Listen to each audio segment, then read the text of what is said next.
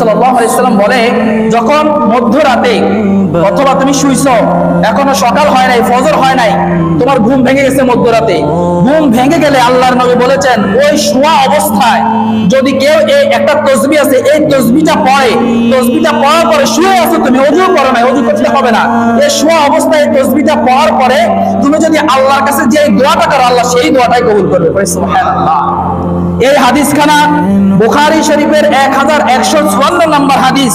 কি হাদিসখানা দেখেন, ক্বালান নবী সাল্লাল্লাহু আলাইহি ওয়াসাল্লাম, রাসূল সাল্লাল্লাহু আলাইহি ওয়াসাল্লাম বলেন, মান তাআররা মিনাল লাইলি, যদি কারো রাত্রে বেলা ঘুম ভেঙে যায়, সকাল হওয়ার আগে যদি কেউ রাত্রে বেলা সজাগ হয়ে যায়, সজাগ হয়ে গেলে বিছানার মধ্যে ওই শোয়া অবস্থায়, শোয়া থাকা অবস্থায়, ফাকালা লা ইলাহা ইল্লাল্লাহু ওয়াহদাহু লা শারীকা লাহু, লাহুল মুলক ওয়া লাহুল হামদ ওয়া হুয়া আলা কুল্লি শাইইন কাদির, ওয়া সুবহানাল্লাহি ওয়াল হামদুলিল্লাহি ওয়া লা ইলাহা ইল্লাল্লাহু ওয়াল্লাহু আকবার ওয়া লা হাওলা ওয়া লা কুওয়াতা ইল্লা বিল্লাহ।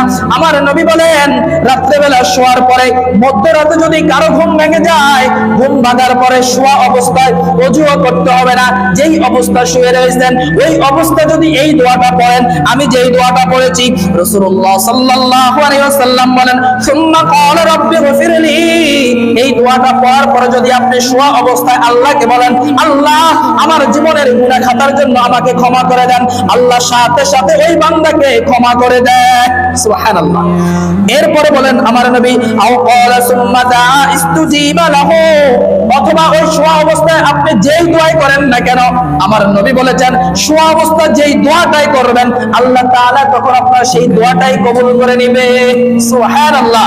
এরপর আমার নবী বলেন, ফা ইন তাওয়াদ্দা সুম্মা ওয়া সাল্লা কবিলতু সালাতুহু, অতঃপর ঘুম ভেঙে গেল, এখন এই দোয়াটা পড়লো, এই দোয়া পড়ার পরে ওই ব্যক্তি যদি বিছানা থেকে উঠে যায়, বিছানা থেকে উঠে যদি সে নামাজ পড়ে, কি পড়ে, সে যদি তখন নামাজ পড়ে, ওই নামাজটাও আমার আল্লাহ কবুল করে নেয়।